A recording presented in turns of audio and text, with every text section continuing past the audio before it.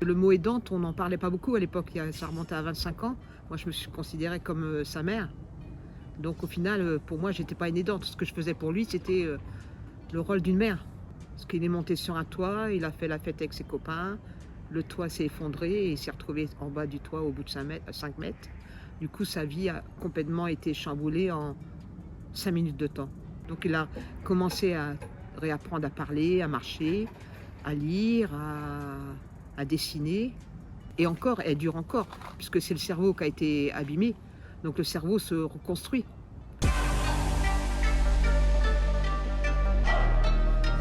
J'ai toujours été très forte, ouais. C'est mon caractère, ça. Je suis aidante bénévole parce que quand mon fils a eu son accident, il a eu un impact sur moi. C'est-à-dire que je me suis dit, quand le jour où je prendrai ma retraite ou que j'aurai du temps pour moi, parce qu'on m'a donné une deuxième chance, on a donné une deuxième chance à mon fils. Et cette deuxième chance, je me suis dit, il faut que moi aussi je la redonne. Donc je me dis, en étant aidante et faisant partie de Mona Lisa, je redonne un petit peu aux autres ce que moi, on m'a donné. Déjà, je les visite chez eux, je leur apporte du réconfort. Après, s'ils ont besoin d'aide pour aller à droite et à gauche, je les amène. Après, c'est comme si je devenais un petit peu leur fille, au final. Je donne mon cœur, je donne mon aide, je me donne. Après, je fais très attention, pas non plus mettre des barrières, parce que quand on est très très sensible, on aurait tendance à s'oublier. Mais je redonne aux gens, en fin de compte, ce qu'on m'a donné et l'amour.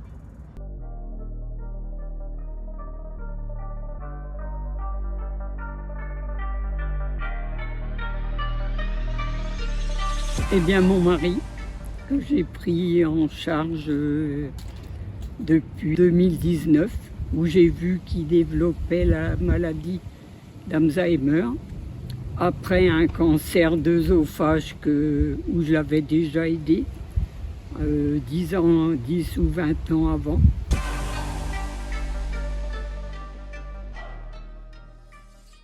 Quand j'ai vu qu'il commençait à développer, j'en ai parlé au docteur et à mon entourage qui ne voulait pas me croire. Je suis revenue à la charge plusieurs fois au médecin traitant qui a fini par faire un IRM. Alors mon mari avait encore toute sa tête, ça commençait que seulement. Et à notre retour à la maison, il m'a dit, bon ben, je sais à quoi m'attendre, tu vas me foutre après à l'EHPAD et tout ça. J'ai dit non. Je t'ai promis, à l'âge de 19 ans, de te ramener chez toi, décédé. Je tiendrai ma parole, je l'ai tenue.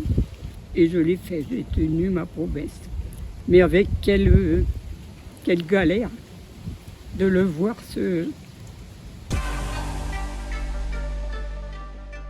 commencer à parler que de ses parents, que jusqu'à l'âge de 20 ans, il se rappelait de sa vie, jusqu'à son service militaire.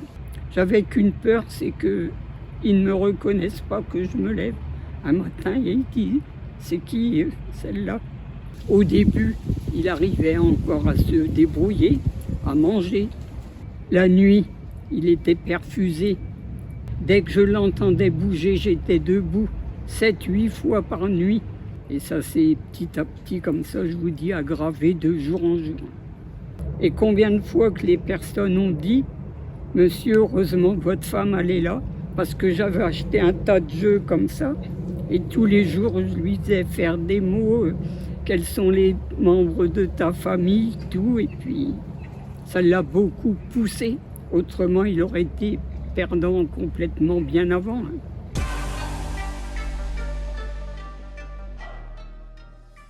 Non, rien. Je ne sortais plus parce que j'avais peur de le laisser tout seul. Il ne pouvait plus rester tout seul et comme j'avais personne, je ne pouvais pas. Et le plus dur, c'était la nuit. Accumulé, il arrive un jour où vous pétez un plomb quand même. Et j'en ai pété un. J'aurais pas dû, mais j'en ai pété un parce que j'ai dit j'en peux plus. Et c'était pas de sa faute pourtant.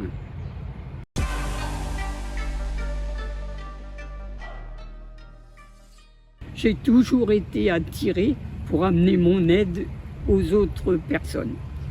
J'ai commencé à soigner ma mère, j'avais 16 ans. Elle avait un cancer d'utérus. À ce moment-là, on n'était pas aidé de nulle part. Débrouillez-vous. J'ai dit, il n'y a pas, il faut le faire. Je l'ai fait. Et je l'ai soignée 10 ans.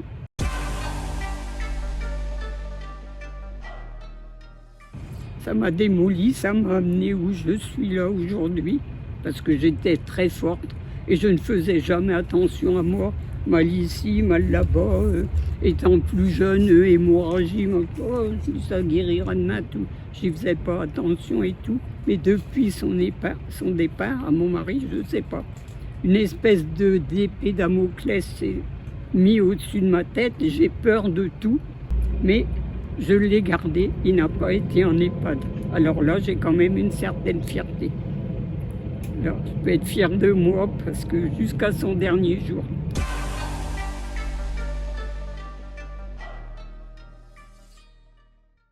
Heureusement qu'elle m'est tombée dessus. Je ne sais pas le destin, qu'est-ce qui a mis Marilyn sur mon chemin. Non, ça ne va pas. Donc elle dit ne faites rien, demain on vient. Et le lendemain elle est venue avec Marilyn, puis là elle m'a expliqué, elle m'a dit cette dame est bénévole, elle viendra vous voir tout. Déjà ça m'a énormément touchée.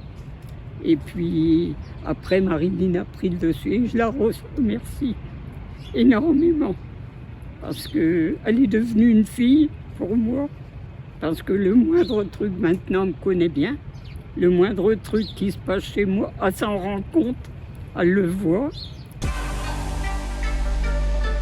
Disons que je me suis retrouvé aidant malgré moi, suite à la mésaventure maladie de ma femme.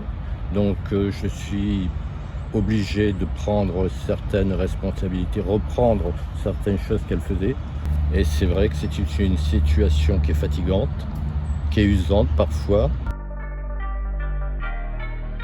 Disons qu'il y a un constat d'impuissance. Le constat d'impuissance et devant le fait, il faut faire quelque chose, donc aider. Je pense que soit on aide, si on est un être humain, soit on fuit ses responsabilités. Je suis content parce que j'ai encore appris des choses sur moi, choses qui se sont révélées bien. Parce que le but de la vie, c'est aussi d'apprendre qui l'on est. C'est très important. Et donc, de ce côté-là, j'avance. Et donc, je suis heureux de ce côté-là.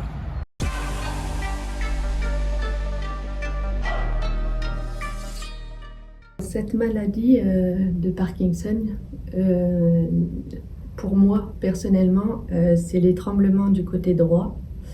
J'ai des dyskinésies. C'est-à-dire, je bouge la tête, je bouge le bras, j'ai des mimiques, comme ceci. Et j'ai le manque du mot, je bafouille, je tremble.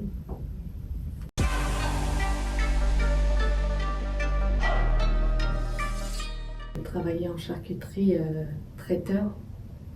Je maniais les couteaux, le trancheur, c'était assez dangereux. Et donc, j'ai été mise en invalidité pour incapacité, mais j'ai trouvé un second métier qui est ma lutte maintenant contre cette maladie.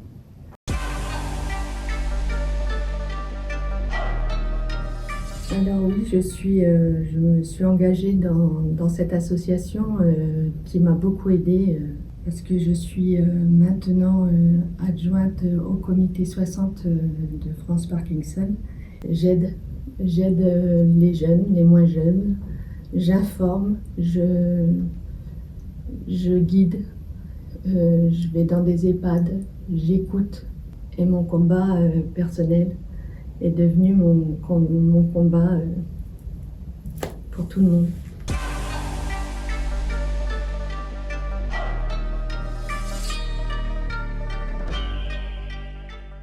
Donc moi-même, j'ai été aidante de ma maman qui est aujourd'hui bien sûr décédée, malheureusement décédée, malade d'Alzheimer. Cette expérience m'a amené deux choses très importantes. Déjà, c'est très difficile de se considérer comme aidante. On s'oublie, même si ça paraît naturel, puisque c'est notre maman, notre père, notre conjoint, notre frère et sœur. Ça paraît naturel, mais on s'oublie. Cette expérience m'a apporté beaucoup de joie parce que je suis restée dans l'instant présent. Ma maman m'a appris à rester dans l'instant présent. Dans la maladie d'Alzheimer, il n'y a plus de passé, il n'y a pas de futur. Donc, être dans la joie de partager.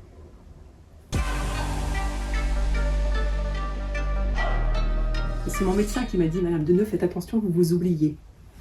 Je n'oublierai jamais cette phrase. Mais sur le coup, on le fait avec le cœur. Donc oui, je peux dire aujourd'hui, voilà, c'est 5 ans de ma vie, mais sans regret. Sans regret. Donc oui, impact plus sur la vie professionnelle, sur les loisirs.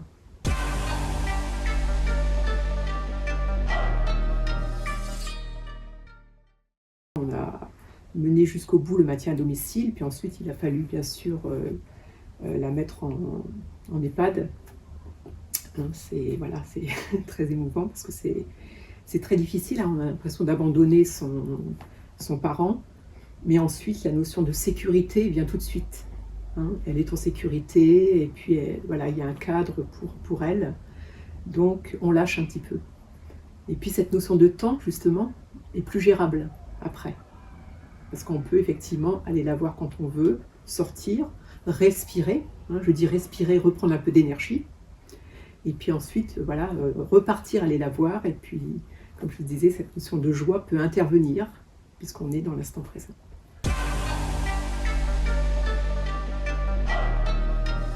Oui, elle m'a donné de la force, elle m'a donné une ligne de vie.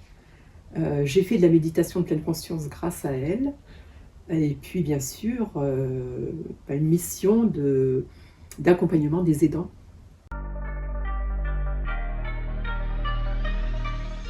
Donc j'accompagne individuellement cette personne. Ça peut être soit le soin réflexologique, s'il y a des soucis, parce que quand on est aidant, on dort mal, on a mal au dos, parce qu'on porte souvent. On peut avoir des troubles anxieux, on peut avoir différents problèmes. Donc la réflexologie peut aider à ça. Et là, je rajoute la méditation et l'écoute pour que la personne ait un moment pour elle, un moment de répit justement.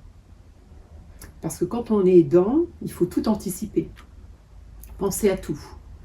Comme je vous disais, on est focus sur faire attention, la personne ne doit pas tomber, faire attention à tout. Donc la méditation permet de calmer ce mental et d'appréhender justement la situation beaucoup plus sereinement, entre guillemets, parce que c'est compliqué quand même.